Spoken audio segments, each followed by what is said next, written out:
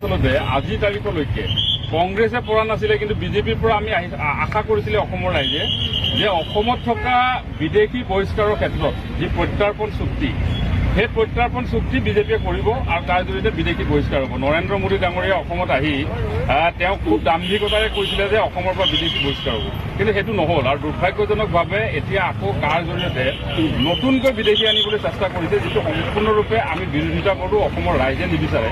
তো আমি ভাবোঁ যে এই আইনৰ জৰিয়তে কেইজন মানুহ আহিব ডাঙৰ কথা নহয়, 100জন আহে, 1000জন আহে, 1 লাখজন আহে, ডাঙৰ কথা নহয়। ডাঙৰ কথা হৈছে যে অসমৰ মূল যিটো সমস্যা, বিদেশী সমস্যা, সেই সমস্যাটো আজিৰ তাৰিখৰ পৰা অসমৰ মানুহে সেই সমস্যাটোক লৈ আৰু মাত মতাৰ পৰিৱেশ নাথাকিব। আৰু এই বিদেশীৰ যি আগ্ৰাসন, সেই আগ্ৰাসনত ইতিমধ্যে অসম বহু বেছি জৰাজীৰ্ণ হৈ আছে। আৰু তাৰ পৰিৱৰ্তে আশা কৰিছিলে অসমৰ ৰাইজে যে বিদেশী প্ৰত্যাৰ্পণ চুক্তি কৰিব বিজেপিয়ে আৰু বিদেশীক অসমৰ পৰা খেদি পঠাব, কিন্তু ইয়াৰ সম্পূৰ্ণ ওলোটা হ'ল, যিটো খুব দুৰ্ভাগ্যজনক, যাৰ কাৰণে আমি প্ৰতিবাদ সাব্যস্ত কৰিছোঁ। আৰু আমি ভাবোঁ যে অসম চৰকাৰখনে আচলতে অসমত থকা যিসকল গৃহহীন মানুহ, ভূমিহীন মানুহ, তেওঁলোকৰ সংস্থাপনৰ কথা চিন্তা কৰাৰ প্ৰয়োজন আছে।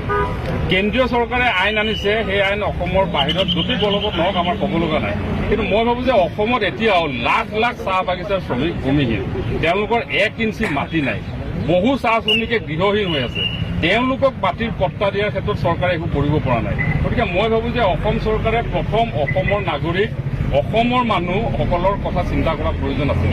যেতিয়া অসমত সমষ্টি পুনৰ নিৰ্ধাৰণ হৈছিলে, তেতিয়া এইখন চৰকাৰে কৈছিলে যে সমষ্টি পুনৰ নিৰ্ধাৰণৰ জৰিয়তে অসমৰ খিলঞ্জীয়া লোকসকলৰ যি ভৱিষ্যত সেইটো সুৰক্ষিত কৰা হৈছে দীৰ্ঘদিনৰ কাৰণে।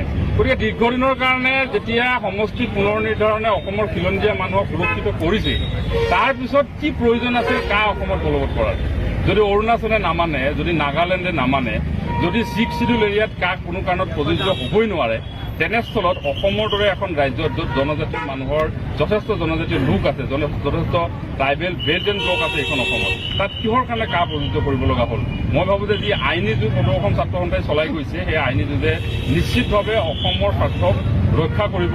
আৰু আমি সদৌ অসম ছাত্ৰ সন্থাৰ যি আন্দোলন, সেই আন্দোলনৰ সহযোগী হিচাপে পৰৱৰ্তী সময়ত এই কাৰ্যসূচীত আমি চলাই যাম।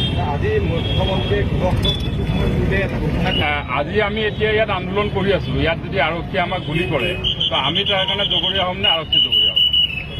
এই সময়ৰ আৰক্ষী সঞ্চালকপ্ৰধানৰ নিৰ্দেশত গুলী চলিছিলে আৰু 5জনকৈ যুৱকক নিৰ্বিচাৰে গুলীয়াই হত্যা কৰা হৈছিলে। তাৰ মাজতে এজন আছিলে ঈশ্বৰ নায়ক, যি আপোনাৰ এজন কৰ্মী আছিলে।